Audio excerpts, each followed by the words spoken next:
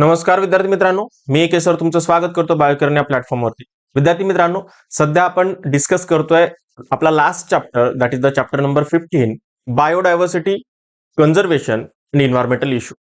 विद्यार्थी मित्रांनो, अजूनही तुम्ही जर आपल्या फ्री नोटसाठी आपलं बायोकिरण हे ऍप प्ले स्टोअरवरून जर डाउनलोड केलेलं नसेल तर ते आजच डाउनलोड करा. कारण त्यामध्ये तुम्हाला फ्री नोट्स, त्याचबरोबर important questions, question bank, important diagram, important chart, असं सगळं स्टेट बोर्डच्या रिलेटेड आणि MST CETच्या रिलेटेड सगळं इम्पॉर्टंट मटेरियल तुम्हाला मिळणार आहे. त्याच्यामुळे आजच डाउनलोड करा आपलं ऍप, बायोकिरण ऍप, ज्याची लिंक मी तुम्हाला डिस्क्रिप्शन मध्ये दिलेली आहे किंवा तुम्ही डायरेक्टली प्ले स्टोअर वरून ते ऍप डाउनलोड करू शकता. विद्यार्थी मित्रांनो, आपले बाकीचे सोशल मीडिया प्लॅटफॉर्म सुद्धा आहेत जिथे तुम्हाला रिसेंट अपडेट्स जे आहेत तर त्या मिळत राहतात. त्यामुळे आपल्या बाकीचे जे काही सोशल मीडिया प्लॅटफॉर्म आहे तर त्याला सुद्धा लॉग इन करून ठेवा, फॉलो करून ठेवा, कारण तुम्हाला अपडेट मिळाले पाहिजे. विद्यार्थी मित्रांनो, त्याची लिंक सुद्धा मी डिस्क्रिप्शन मध्ये दिलेली आहे, ते फॉलो करू शकता. जर तुम्हाला काहीही डाऊट असेल, MST CETच्या रिलेटेड असेल किंवा स्टेट बोर्डच्या रिलेटेड असेल तर तुम्ही मला कॉल पण करू शकता. माझा नंबर मी डिस्क्रिप्शन मध्ये दिलेला आहे. चला तर विद्यार्थी मित्रांनो, आजच्या या टॉपिकला सुरुवात करूया, ज्यामध्ये आज आपल्याला डिटेलमध्ये डिस्कस करायचंय ते म्हणजे लॉस ऑफ बायोडायव्हर्सिटी. विद्यार्थी मित्रांनो, स्टार्ट करण्याच्या अगोदर तुम्हाला 1 जानेवारी पासून एक सरप्राईज असणार आहे आणि ते सरप्राईज तुमच्या स्टेट बोर्ड साठी खूप इम्पॉर्टंट असणार आहे. त्यामुळे विद्यार्थी मित्रांनो, जर अजून तुम्ही जर चॅनलला सबस्क्राईब करून ठेवलेलं नसेल आणि नोटिफिकेशन बेल वरती क्लिक करून ठेवलेलं नसेल तर आजच सबस्क्राईब करून ठेवा आणि नोटिफिकेशन ऑन करून ठेवा, जेणेकरून जे अपकमिंग सरप्राईज तुमच्यासाठी असणार आहे तर ते तुम्हाला मिळून जाईल. चला तर विद्यार्थी मित्रांनो, सुरुवात करूया लॉस ऑफ बायोडायव्हर्सिटी. बघा, इथे आपल्याला दिलेला आहे लॉस ऑफ बायोडायव्हर्सिटी. आता बायोडायव्हर्सिटी म्हणजे काय तर आपण पाठीमागच्या काही लेक्चरमध्ये डिस्कस केलेला आहे. आता लॉस म्हणजे बायोडायव्हर्सिटी कमी का होते, बायोडायव्हर्सिटी लॉस का होते, तर याचे काही रिझन आपल्याला इथे बघायचे. So loss of biodiversity lead to the overall imbalance in the ecosystem. कारण एखादी स्पेसीज जर लॉस झाली तर त्याच्यावरती डिपेंड असलेल्या सगळ्या स्पेसीज डिस्टर्ब होतात, परिणामी पूर्ण इकोसिस्टम डिस्टर्ब होते. So the chief serious aspect of loss of biodiversity is extinction of species. So there are 3 types of extinction. 3 types extinction असतं. That is the natural extinction, mass extinction and man-made extinction. That is also known as a anthropogenic extinction. आता बघा विद्यार्थी मित्रांनो, natural extinction जे आहे तर ते नेचरमुळे होतं. जे मास एक्सटिंक्शन जे आहे तर ते पृथ्वीच्या पूर्ण हिस्ट्रीमध्ये, अर्थच्या हिस्ट्रीमध्ये जवळपास 5 वेळेस मास एक्सटिंक्शन झालेलं आहे. आणि त्यातले त्यात मी तुम्हाला इव्होल्युशन चॅप्टर मध्ये सांगितलं होतं, बघा ओरिजिन ऑफ लाईफ चॅप्टर मध्ये सांगितलं होतं की पर्मियन पिरियड जो होता तर त्या पर्मियन पिरियड मध्ये सगळ्यात मोठं, सगळ्यात लार्ज असं मास एक्सटिंक्शन झालं होतं. नियर अबाउट 96% स्पॅसीज आपल्या अर्थवरच्या ज्या एक्सटिंक्ट झालेल्या होत्या आणि राहिलेल्या फक्त 4% स्पेसीज पासून आताची पूर्ण लाईफ जी आहे तर ती तयार झालेली आहे. त्यानंतर पुढे जे आहे तर ते मॅनमेड किंवा अँथ्रोपोजेनिक एक्सटिंक्शन, याबद्दल पण आपण डिटेलमध्ये माहिती करू. So damage of biodiversity take place due to the both natural and manmade reason. कारण बायोडायव्हर्सिटी डॅमेज होण्यासाठी फक्त माणसंच रिस्पॉन्सिबल नाहीये किंवा फक्त नेचरच रिस्पॉन्सिबल नाहीये, तर दोघेही रिस्पॉन्सिबल आहे. So natural reason include forest fire, earthquake, volcanic eruptions, जे काही जे नॅचरल कॅलॅमिटीज आहेत, जसं की एखाद्या जंगलाला आग लागलेली असेल, भूकंप झालेला असेल किंवा ज्वालामुखी फुटलेला असेल, तर हे सगळे नॅचरल रिझन आहेत, नैसर्गिक रिझन आहेत. Manmade reason are habitat destruction. Manmade कुठले तर habitat destruction, then hunting, settlement, over exploitation and reclamation. So काय होतं, माणसं काय करतात तर एखादं राहण्यासाठी जागा करण्यासाठी पूर्णच्या पूर्ण फॉरेस्ट कट करून टाकतात किंवा शिकार करतात किंवा सेटलमेंट करतात किंवा गरजेपेक्षा जास्त त्याला ओरबडून घेतात. ठीक आहे, तर या सगळ्या ज्या गोष्टी आहेत तर या आहेत मॅनमेड, ज्या की बायोडायव्हर्सिटीच्या लॉससाठी रिस्पॉन्सिबल आहेत. So major mass extinction event, बघा इथे पण दिलेला आहे, major mass extinction event occurred between the Cretaceous and Cainozoic period, between Triassic and Jurassic period, then between Permian and Triassic period, between Devonian and Carboniferous period, and Ordovician and Silurian period. बघा, आतापर्यंत मी तुम्हाला सांगितलं होतं की 5 extension झालेले आहे. कधी कधी झालेले आहे, क्रिटासियस आणि सुनेझोइकच्या मध्ये झालेलं आहे एकदा. त्याच्यानंतर ट्रायसिक आणि ज्युरासिकच्या मध्ये झालेलं आहे, ज्याच्यात जनरली आपले जे डायनासोर वगैरे होते तर ते गेलेले आहेत. देन पर्मियन अँड ट्रायसिक मध्ये झालेलं आहे, हे सगळ्यात मोठं मास एक्सटेन्शन होतं. देन डिओनियन अँड कार्बनिफेरस मध्ये झालेलं आहे. And last one is the Ordovician and Silurian मध्ये झालेलं आहे. तर या सगळ्या 5 मास एक्सटेन्शन आतापर्यंत झालेले आहे, जे की आपण जिओलॉजिकल टाइम स्केल मध्ये डिस्कस केलेलं आहे. Okay, so we aware of 5 mass extension during various stages of history of earth. बघा इथे हे खूप महत्वाचं आहे. 1 मार्क्ससाठी क्वेश्चन बनू शकतो एमएसटी सीईटी साठी. काय तर आतापर्यंत किती मास एक्सटेन्शन झालेले आहेत, तर किती झालेले आहेत? 5 मास एक्सटेन्शन झालेले आहेत. फॉर एक्झाम्पल यालाच काय म्हटलं तर आइस एज म्हटलं जातं हिस्ट्री ऑफ अर्थला. So the current loss of biodiversity is considered to be a 6th extinction which is progressing at an alarming rate, which is estimated to the 100 to 1000 times faster than the pre-human times.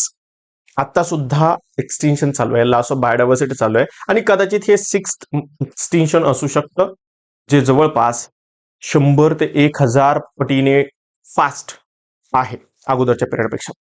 So ecologists blame this to human intervention in the nature habitat.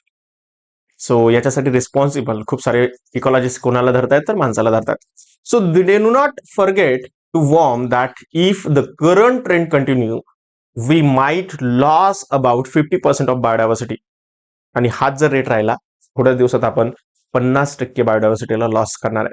So loss of biodiversity in any area can lead to be decline in plant production, lower resilience to environmental disturbance like flood. It may also lead to alteration in the environmental processes like disease cycle, plant productivity, etc.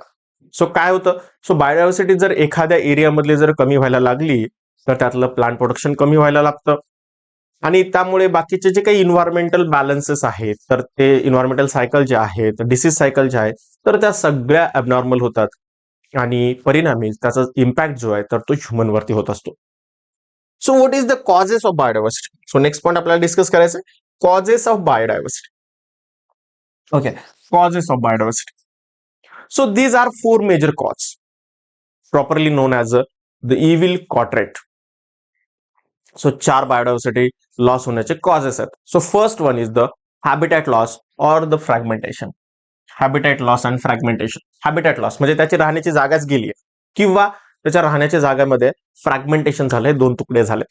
So it is the prime cause of destruction, reduction in worst natural habitat and local degradation by pollution create crisis situation for the living being.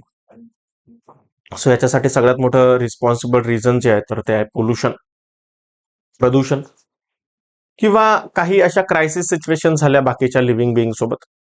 So loss of local habitat due to human activities. कधी कधी काय होईल तर त्यांची राहण्याची जागा जी आहे तर ती डिस्टर्ब होते ह्युमन ऍक्टिव्हिटीमुळे. Then create threat to migratory birds as well as those animal that need larger territories. कधी कधी काय होतं तर त्यांनाही प्रॉब्लेम होतो, जे मायग्रेटरी बर्ड्स आहेत दुसरीकडून आपल्या तिथे येतात किंवा आपल्या दुसरीकडे जातात आणि तिथला जो लार्ज टेरिटरी एरिया आहे जर तो तिथे जर आपलं शहर जर एखादं वसलं त्यांनाही प्रॉब्लेम होतो. So tropical rain forest are being lost at the alarming rate. आणि ट्रॉपिकल रेन फॉरेस्ट जे आहे तर ते खूप फास्टली कमी व्हायला लागलेत. So tropical rain forest cover has reduce from 14% to 6% over the area. आणि हे जे इतके कमी झालेत, अगोदर 14% होते आता मात्र 6% वरती आलंय. पुढे आपल्याला दिलंय डू यू नो. सो काय आपल्याला दिलंय बघा. So great Indian bustard alliance मालढोक, आपला इंडियाचा जो बर्ड होता मालढोक इज क्रिटिकली एंडेंजर्ड बर्ड. त्याची संख्या खूप कमी झाली, क्रिटिकली एंडेंजर्ड स्पेसिस मध्ये गेलाय. So it is considered as a flagship species of grassland आणि यालाच फ्लॅगशिप स्पेसिस ऑफ ग्रासलँड पण म्हटलं जायचं. सो वी लॉस्ट लास्ट मालढोक from Maharashtra in 2018. Now this bird is found in Rajasthan and Gujarat. आणि आता हा जो आहे तर तो 2018 मध्ये आपण याला संपवलंय महाराष्ट्रामध्ये. मात्र आता राजस्थान आणि गुजरातमध्ये हा आहे. So it is an example of local extinction due to the habitat loss and hunting. आणि हॅबिटॅट लॉसमुळे, हंटिंगमुळे, त्याचा जास्त शिकार झाल्यामुळे आता तो महाराष्ट्रामध्ये नाही राहिला. पुढे नेक्स्ट आहे that is the over exploitation. Over exploitation म्हणजे गरजेपेक्षा जास्त त्याला खाणे किंवा त्याचा नंबर कमी होणे, त्याचा यूज करणे. ओके, थोडक्यात काय तर नेचरमधून त्याला ओरबडून घेणे. So basic difference between human being and other animals is that human have the tendency to accumulate beyond their need. माणसं आणि बाकीच्या प्राण्यांमध्ये एकच डिफरन्स आहे की माणसाचे आहे तर ते गरजेपेक्षा जास्त साठवून ठेवतात, बाकीचे प्राणी नाही ठेवत. So it has रिझल्टेड in the over exploitation. आता त्याच्यामध्ये बघा, इथे हा डोडो बर्ड आहे, त्याच्यानंतर हा स्टिलार सी काऊ आहे, त्याच्यानंतर हे पॅसेंजर पिजन आहे. तर हे सगळे जे काही एक्झाम्पल आहेत तर हे एक्सटेंड झालेले आहेत because of over exploitation. Over exploitation of resources which is turn causes threat to various organisms. आणि जास्त वापर केल्यामुळे काही ऑर्गॅनिझम संपायला लागलेत, त्यांना धोका निर्माण झालाय. सो कॅन यू को relate this the dearth of fish we observe nowadays? Dodo bird, Stellar sea cow, passenger pigeon are few example of extinction due to the over exploitation. मी मगाशी तुम्हाला सांगितलं की ओव्हर एक्सप्लॉयटेशन मुळे यांचा जो number आहे तर तो संपलेला आहे किंवा ते नाही राहिले आता. Then next one is the alien species invasion. Alien species. So now new species get introduced into any ecosystem accidentally or intentionally. There are chance to it prove harmful for extinction species. काय होत आहे, कुठलीही एखादी spaces जेव्हा नवीन ecosystem मध्ये जाते तेव्हा ती बाकीच्या तिथे राहणाऱ्या जे काही एक्झिस्टिंग स्पेसिस होते तर त्यांना ती हार्मफुल असते. Sometimes it can lead to extinction of local species. कधी कधी काय होतं तर त्या लोकलच्या ज्या तिथल्या प्रॉपरच्या स्पेसिस आहेत तर त्यांना सुद्धा काढून टाकते. So in such a case it is called as a invasive species. आणि अशाच याला म्हटलं जातं इन्व्हॅजिव्ह स्पेसिस. आपल्याकडे सापडत असणार पार्थिनियम कॅरेट ग्रास, गाजर गवत म्हणतो आपण त्याला, किंवा पार्थिनियम, किंवा त्याला काँग्रेस गवत पण म्हणतो, ते एक्झाम्पल आहे बेस्ट. किंवा लॅन्टेना कॅमेरा ज्याला आपण घाणेरी म्हणतो किंवा कुरमुडी म्हणतो, तर ते सुद्धा ओके पार्थिनियम असेल, लॅन्टेना असेल. देन वॉटर हॅसिंथ, इकॉर्निया, खराब पाण्यामध्ये येतं बघा ते, तर ते इकॉर्निया असेल. सो हे सगळे जे आहे तर इन्व्हॅजिव्ह स्पेसिस आहे. Introduction of predator fish, Nile perch of lake Victoria proved deleterious for 200 local species of cichlid fish. Okay, so predator fish जे फेमस होतं, फेमस एक्झाम्पल आहे त्याच्यासाठी त्यांनी जवळपास 200 लोकल स्पेसिसला एक्सटेंड करून टाकले. So in India introduction of African catfish Clarias gariepinus for aquaculture purpose has proved harmful to endemic catfish varieties. हे African catfish आणल्या आपण एक्वाकल्चर पर्पज साठी, पण त्याच्यामुळे काय झालं तर आपले जे एंडेमिक कॅटफिश होते तर ते मात्र त्यांना मात्र हार्मफुल झालं. So one of the major reason in such a harmful effect of alien species has lack of local predator. आणि सगळ्यात महत्वाचं काय तर यांना कुठलाही प्रिडेटर नसतो, यांना खाणारा कोणी नसतो आपल्या लोकल व्हरायटीज मध्ये. आणि त्यामुळे जनरली काय होतं तर यांचा नंबर जास्त वाढतो, आणि यांचा नंबर जास्त वाढला की हे बाकीच्यांवरती अटॅक करतात आणि बाकीच्यांना हार्म होतो. पुढे आहे that is the next one is the को एक्सटिंक्शन. को म्हणजे दोन, म्हणजे एक स्पेसिस जर डिस्ट्रक्ट जर झाली, एक स्पेसिस जर एक्सटिंक्ट जर झाली तर त्याच्यावरती डिपेंड असलेली दुसरी स्पेसिस सुद्धा एक्सटिंक्ट होऊन जाते, त्याला म्हणायचं coextinction. So many a times organism are associated with each other in obligatory way. In such a cases, extinction of one variety lead to loss of associate variety from the ecosystem. काय होतं बघा, so extinction of one variety lead to the loss of associated variety from the ecosystem. म्हणजे एकावरती depend असलेली दुसरी variety सुद्धा extend होऊन जाते. For example, extinction of host fish causes extinction of unique parasite. So एखाद्या होस्ट फिशचं जर extinction झालं तर त्याच्यावरती जगणारे जे पॅरासाइट आहे तर त्यांचं पण एक्सटिंक्शन होतं. सो को evolved plant pollinator also will have such a threat. जे सोबत इव्हॉल्व झालेले प्लांट पॉलिनेटर आहेत तर त्यांचं सुद्धा सेम होतं. So we are aware of that to diversity and loss of species from earth when any species is totally eliminated from earth, so it is called as extinct. आणि एखादी species चे सगळेच member जर आपल्या अर्थ वरून जर इलिमिनेट जर झाले तर त्याला आपण एक्सटिंक्ट स्पेसीज असं म्हणतो. For example dinosaur. आता डायनासोरचा एक पण मेंबर नाहीये म्हणून आपण डायनासोरला एक्सटिंक्ट म्हणतो. So when the number of member of the species start dwindling, it's said to be endangered. आता ज्यांचा नंबर कमी व्हायला लागलाय सो त्यांना काय म्हटलं जातं? एंडेंजर्ड म्हटलं जातं. So the international union for conservation of nature and natural resources maintain the red data book. इथे बघा क्वेश्चन आलेला आहे. कोण मेंटेन करतं? International union of conservation of nature and natural resources, that is the IUCN maintain करतं. काय maintain करतं? Red data book. काय मेंटेन करतं? रेड डेटा बुक मेंटेन करतं. इथे MSTCT आणि स्टेट बोर्डला 100% क्वेश्चन येतो आणि आलेला आहे. PYQ पण आहे आणि इथून पुढे पण येतो. त्याच्यामुळे हे माहिती ठेवा. काय IUCN चा long form? International union for conservation of nature and natural resources. आणि काय मेंटेन करतं हे मेंटेन करतं red data book, also known as a red list, where conservation status of plant and animal species is recorded. त्याच्यामध्ये काय केलं जातं? तर ज्या कन्झर्वेशन करण्याची गरज आहे तर अशा प्लांटच्या आणि ॲनिमलच्या स्पेसीजचा रेकॉर्ड ठेवतो. सो पुढे आपल्याला दिलेलं आहे बघा, do you know section.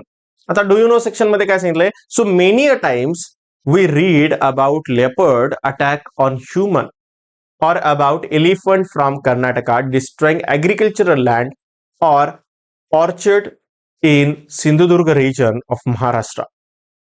So with increase in human population, man started encouraging forest land. So animal either out of sheer curiosity in case of young leopard or for lack of sufficient resources venture out from their original place. These result in man animal conflict.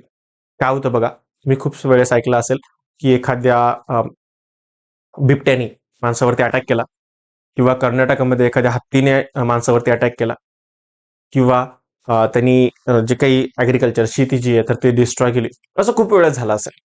काय होतं बघा, तर लोकसंख्या वाढल्यामुळे आपणच जंगलामध्ये घुसायला लागलो. आता जंगल कमी व्हायला लागले.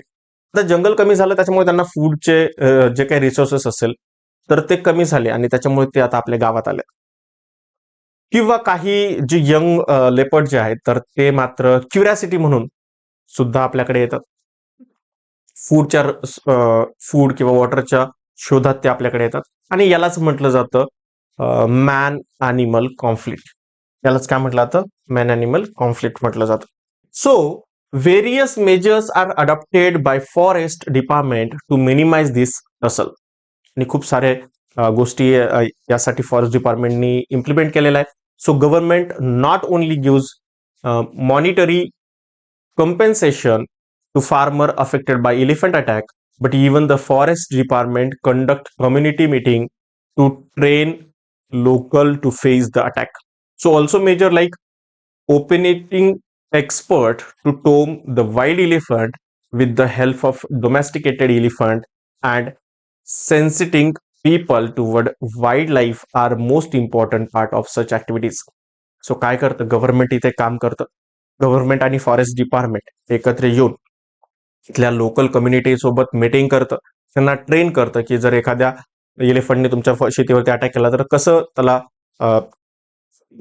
पळून लावायचं किंवा कसं त्याच्यासोबत डील करायचं तर ते शिकवलं जातं. त्याचबरोबर एलिफंट जे लोकल डोमेस्टिक एलिफंट आहेत तर त्यांना आणि वाईल्ड एलिफंटला ट्रेन पण केलं जातं. जनरली ते जाऊ नये म्हणून तिकडे किंवा त्यांना सगळे रिसोर्सेस अवेलेबल करून दिले जातात. ओके, तर अशा ऍक्टिव्हिटी सुद्धा घेतल्या जातात by the forest department. Then do you know section परत आलेला आहे आपल्याला. बघा इथे काय म्हटलंय? The IUCN, that is the International Union for Conservation of Nature and Natural Resources system, uses a set of 5 quantitative criteria to assess the extinction risk of the given species. काय करतात? 5 क्रायटेरिया हे follow करतात. So these criteria the rate of population decline, पहिल्यांदा population किती प्रमाणात कमी होत आहे. द जिओग्राफिकल रेंज, त्यांची जिओग्राफिकल रेंज काय, ते किती प्रमाणात पसरले, किती लँड सरफेसमध्ये पसरले. With whatever whether the species already passes a small population size, जर ती स्पेसिस अगोदरच छोटी असेल तर. Whether a species is very small or live in restricted area, जर ती कमी असेल आणि थोड्याच एरियामध्ये राहत असेल का. Whether the result of a quantitative analysis indicate the high probability of extinction in the wild, आणि हा क्वांटिटेटिव्ह डेटामुळे, क्वांटिटेटिव्ह डेटा अनालिसिस करून आपल्याला कळतं की कुठले हाय प्रोबॅबिलिटी आहे त्यांना एक्सटेंड होण्यासाठी नेचरमधून. तर या 5 गोष्टी ते फॉलो करतं. After a given species has been thoroughly evaluated, it is place into one of the following several categories. Okay, काही कॅटेगरीज मध्ये टाकल्या. या कॅटेगरीज लक्षात ठेवा, त्याच्यावरती 1 मार्कचा क्वेश्चन बनतो. मोठा क्वेश्चन बनणार नाही, मात्र 1 मार्कचा क्वेश्चन इथे बनेल. Okay, so first one is the extreme species, ते shortly showing in the EX. Short मध्ये काय दाखवतात, EX दाखवतात. That is the extreme species. So a designated applied to species in which the last individual has died or is not recorded. शेवटचा individual होता, तो पण मेला. आता मात्र याचा एकही मेंबर जिवंत नाहीये या स्पेसिसचा. सो त्या स्पेसिसला म्हटलं जातं एक्सटिंक्ट स्पेसिस. त्याच्यानंतर नेक्स्ट आहे extinct in the wild. Extinct in the wild, EW म्हणजे काय, तर अशी स्पेसिस जी नेचरमध्ये गेली आहे, संपली आहे, पण आपण कन्झर्व करून ठेवलेली आहे. So a category containing those species, those members survive only in the captivity. म्हणजे जिथे कन्झर्व करायचंय तर तिथे ते राहिलेलं आहे, बाकी तर नेचरमध्ये संपलेलं आहे. त्यांना म्हणतात extinct in the wild. Third आहे critically endangered, that is the CR. So a category containing those species that passes an extremely high risk of extinction with very few surviving member. काय झालंय, तर स्पेसिस संपत चालली आहे, पण मात्र शेवटचे 50 मेंबर जिवंत आहेत. ओके, शेवटचे 50 राहिलेत फक्त, त्याला म्हणायचं critically endangered. Then endangered species EN. So it is designating applied to species that passes a very high risk of extinction as a result of rapid population decline of 50 to more than 70% over the previous 10 year or 3 generation. मागच्या 3 generation मध्ये किंवा मागच्या 10 वर्षामध्ये यांचा number 50 ते 70% कमी झालाय. तो अशा स्पेसिसला म्हटलं जातं endangered species. Next one is the vulnerable species, VU, vulnerable species. A category containing those species that passes a very high risk of extinction as a result of rapid population decline of 30 to more than 50% over than the previous 10 year or 3 generation. Vulnerable species म्हणजे काय, तर मागच्या 10 वर्षामध्ये किंवा 3 generation मध्ये त्यांचा number जो आहे तर तो 30% पासून तर 50% कमी झालाय. सो त्यांना म्हणायचं vulnerable species. Then near threat and T. So a designation applied to species that are close to becoming threatened or may meet to criteria for threatened status in the near future. म्हणजे काय, तर असे काही spaces जे पुढच्या काही दिवसांमध्ये threaten होतील किंवा थ्रेटन कॅटेगरीला कंप्लीट करतील. ओके, तर त्याला म्हणायचं near threaten. Then least concern, LC, least concern, the category containing species that are previous or abundant for careful assessment. Assessment केल्यानंतर पण त्याचा नंबर भरपूर आहे, त्याच्याकडे काही लक्ष देण्याची गरज नाही. सो त्याला म्हणायचं least concern. Then data deficit. Data deficit म्हणजे काय, तर ज्यांच्यासाठी ज्यांना ठरवण्यासाठी त्यांचा डेटाच अवेलेबल नाही आहे. Condition applied to species in which the amount of available data related to the risk of extinction is lacking in some way. त्याचा डेटाच अवेलेबल नाही आहे, आपल्याला नेमकं कुठे टाकायचं याला हे माहिती नाही आहे. देन नेक्स्ट आहे नॉट इव्हॅल्युएटेड. नॉट इव्हॅल्युएटेड म्हणजे काय, तर so category use to include any of the nearly 1.9 million species describe by scientist but not assisted by the IUCN. म्हणजे यांना डिस्कवर्ड केलेलं आहे, सायंटिस्टनी यांना सांगितलंय, मात्र IUCN अजून त्याचं असेसमेंट केलेलं नाहीये. अशा जवळपास 1.9 मिलियन स्पेसिस आहे. ओके, तर यांना म्हणायचं नॉन इव्हॅल्युएटेड, म्हणजे त्यांचे अजून मोजमाप झालेलं नाहीये. तर ह्या काही कॅटेगरीज आहेत आणि या कॅटेगरीज थ्रू आपण जे काही प्लांट्स आहेत की अॅनिमल्स आहेत तर त्यांचं आपण काय करतो, त्यांचं वर्गीकरण करतो, क्लासिफिकेशन करतो आणि आपल्याला कळू शकतं की कुठल्याचं कन्झर्वेशन करणं गरजेचं आहे. मग कन्झर्वेशन कसं केलं जातं? So next one is the conservation of biodiversity. So conservation कसं केलं जातं? So conservation of biodiversity means protection, upliftment and scientific management of biodiversity to maintain its optimum level and to drive sustainable benefit for the presence and future strategies. काय केलं जातं conservation of biodiversity मध्ये? काय केलं जातं generally, तर त्यांना protect केलं जातं, सायंटिफिक मॅनेजमेंटसह त्यांना ऑप्टिमम लेवल दिली जाते जेणेकरून ते थोडेसे फ्लरिश होऊ शकतात, ते थोडेसे वाढवू शकतात, त्यांचा नंबर वाढू शकतो. ओके, आणि फ्युचर स्ट्रॅटेजीज ठरवल्या जातात. So why to conserve biodiversity? The reason of conservation of biodiversity can be classified in to 3 category. 3 कॅटेगरीमध्ये यांना टाकलं जातं. So first category, narrowly utilitarian reasons. Okay, so since time immemorial, humans are reaping material benefit from biodiversity. So it may be deriving resources for basic needs such as food, cloth, shelter, or industrial product like resin, tannin, perfume, base, etc. So आपण नेचरकडून खूप साऱ्या गोष्टीवर depend आहे. Food आहे, cloth आहे, shelter, industrial product like resin, tannin, perfume base, हे सगळ्यावरती depend आहे. So for aesthetic use as in ornaments or artifacts. So medicinal use of plants and animals is another major factor. Medicinal use साठी सुद्धा आपण त्यांच्यावरती depend आहे. So it share 25% of global medicine market, आणि आपण जवळपास 25% global medicine वरती depend आहे, प्लांट बेस्ड किंवा animal based. Near about 25,000 spaces R put to use by tribals world wide as traditional medicine. आणि जवळपास 25,000 स्पेसिसला आपण ट्रॅडिशनल मेडिसिन मध्ये आपले ट्रायबल्स जे आहेत, आदिवासी लोक जे आहेत, तर ते यूज करतात. So several are yet to be explored for their potential as a medicinal plant. आणि खूप सारे असे पण आहेत की ज्यांचं पोटेन्शियल मेडिसिनल प्लांटचं खूप बेस्ट आहे. Nowadays bio prospecting of economically important species is carried out. Bio prospecting of systematic search of development of new resources of chemical compounds, genes, microorganisms and their valuable product from nature. So या सगळ्या गोष्टीसाठी आपण काय आता depend आहे या बाकीच्या spaces वरती. त्यांच्यामधून नवीन केमिकल कंपाऊंड बनवून घेऊ शकतो किंवा त्यांच्यामध्ये जीन्स आहेत त्यांचा जीन यूज करू शकतो.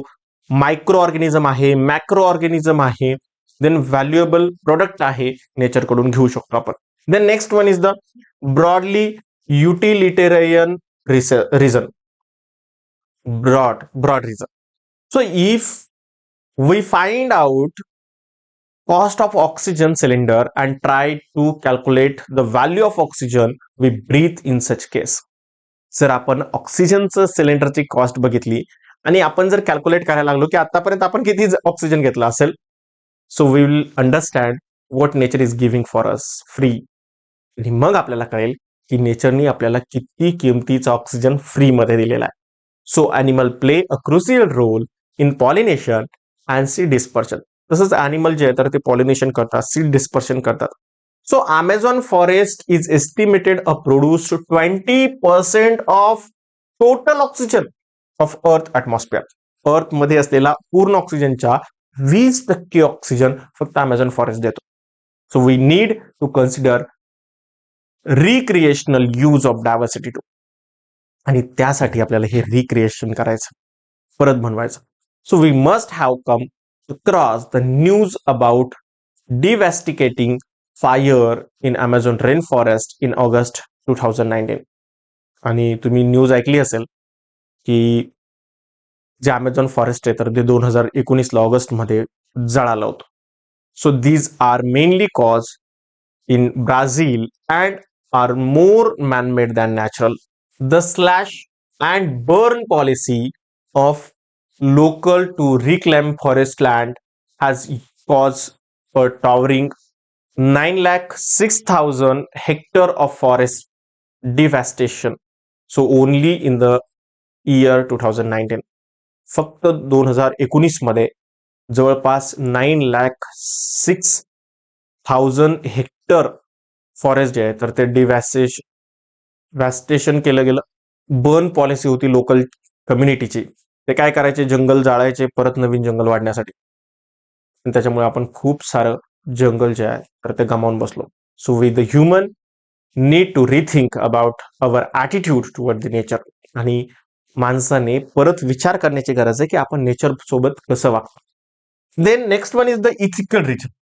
So we have no right to destroy the diversity simply because we share the earth with them. आपण अर्थ आपली नाही आहे, आपण त्यांच्यासोबत शेअर करतोय. आपला जेवढा हक्क आहे तेवढाच त्यांचा सुद्धा हक्क आहे. So all living beings have equal right to survive irrespective of their known or prospective economic use. आणि आपला जेवढा हक्क आहे तेवढा त्यांचा पण हक्क आहे. जेवढा जगण्याचा हक्क आपल्याला आहे तेवढा जगण्याचा हक्क त्यांना पण आहे. पण फक्त पैशासाठी जर त्यांचा यूज करत राहिलो तर हे इथिकली योग्य नाही आहे. आणि म्हणून आपण त्यांचं कन्झर्वेशन केलं पाहिजे. सो कसं केलं जातं conservation? So how do we conserve biodiversity? पण कशी कन्झर्व करणार आहे biodiversity? So conservation means sustainable use of natural resources. Conservation म्हणजे काय, तर गरजेपुरता यूज करायचा, जपून जपून वापर करायचा natural resources. So there are main two types of conservation strategies. दोन टाइपच्या कन्झर्वेशन स्ट्रॅटेजी आहे. First one is the in situ conservation. बघा, इन सिटू म्हणजे आहे त्याच कंडिशनला त्यांना प्रोटेक्ट करायचं. म्हणजे एखादा टायगर प्रोटेक्ट करण्यासाठी पूर्ण फॉरेस्टच प्रोटेक्ट करायचं, जेणेकरून त्या फॉरेस्टमध्ये तो टायगर पण प्रोटेक्ट होऊन जाईल. Okay, so protection of an organism will automatically take place if its natural habitat is protected. मी आता तुम्हाला ते सांगितलं, जर जंगल प्रोटेक्ट केलं तर वाघ प्रोटेक्ट होणार आहे. So announcing Kanha forest as a tiger reserve, this is called as a in situ conservation. काय केलं, कान्हा फॉरेस्ट जे आहे तर त्याला रिझर्व्ह केलं, त्याच्यामुळे ऑटोमॅटिकली टायगर काय झाला, तिथे रिझर्व्ह झाला. So this is the most appropriate method of conservation. ही खूप महत्वाची चांगली अशी मेथड आहे. So it is nothing but conservation at home. Around 34 biodiversity hotspot have been identified by the conservationist.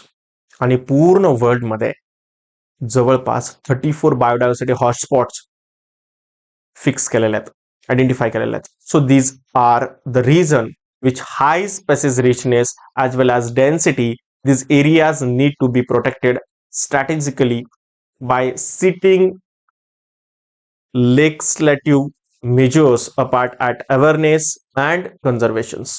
आणि हे जे एरिया प्रोटेक्ट केले तर आपण खूप सारे ऑर्गॅनिझमला प्रोटेक्ट करू शकतो. So in situ conservation also include introduction of varieties traditionally used into farming and horticulture. In situ conservation मध्ये आपल्याला आणखी काय करता येईल, तर ज्या नॅचरल ट्रॅडिशनल व्हरायटीज ज्या आहेत तर त्या परत आपण इंट्रोडक्शन करू शकतो, फार्मिंग करू शकतो, हॉर्टिकल्चर करू शकतो. For example, in Maharashtra, Pawara tribals in Satpuda have protected varieties of corn with different colored kernels. So काय केलं, महाराष्ट्रामध्ये पौरा नावाच्या आदिवासी जमातीने सातपुडामध्ये वेगवेगळ्या कलरचे कंस असलेले मकाचं जे काही व्हरायटी आहे तर ती प्रोटेक्ट केलेली आहे. So India has 3 of world's biodiversity hotspot. आणि इंडियामध्ये 3 हॉटस्पॉट आहेत. कुठले कुठले आहेत, ज्याच्यामध्ये हाय डेन्सिटी ऑफ बायोडायव्हर्सिटी आहे. त्याच्यामध्ये आहे western Ghat, Indo Burma and eastern Himalaya, असे 3 हॉटस्पॉट इंडियामध्ये आहे. So it has been estimated that protection of this biodiversity rich hotspot would reduce extinction rate by almost 30%. आणि याला प्रोटेक्ट करायला लागलोय आपण, आणि जवळपास याचा एक्सटिंक्शन व्हायचा जो रेट आहे तर तो 30% कमी झालेला आहे. So in India at a present has 14 biosphere reserves. किती आहेत बघा, हा नंबर लक्षात ठेवा. 14 बायोस्फिअर रिझर्व्हर्स, 90 नॅशनल पार्क आहेत, 448 वाईल्ड लाईफ सेंच्युरीज आहेत. त्यापैकी महाराष्ट्रात जर बघितलं, so in Maharashtra there are 5 national parks and 11 centuries. हे सगळं जे आहे तर ते इंडियामध्ये आहे. So Indian present scenario of conservation strategies असं जर तुम्हाला क्वेश्चन आला तर तुम्हाला एवढं टाकावं लागणार आहे. त्यामध्ये 2 मार्कला क्वेश्चन येऊ शकतो. So Indian culture and tradition are always concerned with nature and ritual as laid down to protect biodiversity. So Indian culture जे आहे, ट्रॅडिशन जे आहे, तर त्यांनी नेचरला सांभाळण्यासाठी खूप साऱ्या गोष्टी त्याच्यामध्ये दिलेल्या आहेत. So in many culture secrets of forest were set aside and protected in the time of almighty which called sacred groves. तर सॅक्रेड ग्रूज म्हणजे काय, तर गावाच्या जवळ देवाच्या नावाने आपण प्रोटेक्ट केलेलं, वसवलेलं जंगल, छोटंसं जंगल, त्याला आपण सॅक्रेड ग्रूज म्हणतो. मराठीमध्ये त्यालाच देवराई असं म्हटलं जातं. So such sacred groves are found in Khasi, Jaintia hills in Meghalaya, western घाट region of Maharashtra and Karnataka, Aravalli hills of Rajasthan and Bastar and Chanda and Sarguja area of Madhya Pradesh. So या सगळ्या ठिकाणी सॅक्रेड ग्रूज आहेत. So sacred groves serve the only chance of survival of some endangered varieties of animal and plant species. आता sacred group मध्ये काय केलं जातं, तर जेवढे काही एंडेंजर्ड व्हरायटीज आहेत काही, तर त्यांना सर्व्हाइव्ह करण्याचा चान्स मिळतो. So tribal do not allow to cut even a single branch of tree from sacred groves. आणि जे काही आदिवासी आहे तर ते एक छोटीशी फांदी सुद्धा तिथल्या झाडांची कट नाही करू शकत. त्यांना प्रोटेक्ट केलेलं असतं, कारण तिथे देवाच्या नावाने वसवलेलं ते जंगल असतं. So but with the increasing lust and greed are sacred groves safe, we must think about. आता एवढं सगळं काही आपण कट करायला लागलोय, तर पुढच्या काही दिवसांमध्ये हे सॅक्रेड ग्रूज सेफ असतील का, विचार करायला पाहिजे आपण. Then next ex situ conservation. जसं इन सिटू आहे तसं एक्सिटू. एक्स म्हणजे बाहेर, म्हणजे त्याच्या नॅचरल जे काही होम टाउन आहे, नॅचरल हॅबिटॅट जे आहे, तर तिथून त्याला दुसरीकडे न्यायचं जिथे त्याला आर्टिफिशियली हॅबिटॅट प्रोव्हाइड करायचं आणि तिथे त्याला प्रोटेक्ट करायचं. Sometimes when a species is critically endangered, special measure have to be undertaken protect it. काहीतरी स्पेशल मेजर्समेंट घ्यावे लागतात. So it might to protect in captivity as one of measure of protection. So this is called as a ex situ conservation. So in this type of conservation, living beings are protected away from their natural habitat in special settings. So wildlife safari park or zoological park, botanical garden serve this purpose. काय काय बनवलं जातं याच्यासाठी, wild life safari park बनवले जातात, zoological park बनवले जातात, then botanical gardens बनवले जातात. So animal which have decrease in number are allowed to breed in captivity in under protect them. So जसं की क्रोकोडाईल बँक ऑफ चेन्नईमध्ये क्रोकोडाईल बँक आहे. सो त्या क्रोकोडाईलला प्रोटेक्ट केलेलं आहे. सो तिथे काय केलं जातं, तर त्यांना प्रोटेक्टिव्ह इन्व्हायरमेंट दिलं जातं, आर्टिफिशियल इन्व्हायरमेंट बनवलं जातं त्यांच्यासाठी, आणि त्यांचा नंबर इन्क्रीज करण्यासाठी लक्ष दिलं जातं. So seed bank are establish to conserve wide variety of food grain and vegetable. जसं सीड बँक सुद्धा याचं एक्झाम्पल आहे. Nowadays modern technique like tissue culture, then in vitro fertilization of egg and cryopreservation, that is the preservation of low temperature, that is the -196 degree Celsius of gamete are used to protect endangered species. So या endangered species ज्या आहे तर त्यांना या वेगवेगळ्या modern टेक्निकने protect केलं जातं, then पण त्यांना वाढवू शकतो. By now have thus understood the immense importance of biodiversity and desired need to protect it. So पुढे आपल्याला काय दिलं, डू यू नो सेक्शन दिलेला आहे. Do you know doctor Akira Miyawaki studied native forest of Japan, specially the old shrine groves and develop a technique of growing dense plantation in short time. Doctor Akira Miyawaki यांनी काय केलं, तर जी Japanese technique होती forest grow करण्याची, एका कमी पिरियडमध्ये जास्त फॉरेस्ट डेव्हलप झालं पाहिजे, तर ही जे आहे तर याचा अभ्यास केला so it is a technique of restoration of natural vegetation on degraded land. आणि ही एक चांगली मेथड आहे डिग्रेडेड लँड वरती परत फॉरेस्ट तयार करण्याची. So in this technique after soil testing the landmass of dot and soil is mix with local biomass and humus. So plantation is done in layer of and sampling are planted close to each other. काय केलं जातं तर तिथली soil testing करून land मास study करून तिथे local biomass आणि humus mix करून प्लांटेशन केलं जातं एका लेअर मध्ये. सॅम्पलिंग खूप जास्त जवळजवळ लावले जातात ज्याच्यामुळे ते फास्टली ग्रो होतात. So due to this sunlight doesn't reach soil retaining the moisture.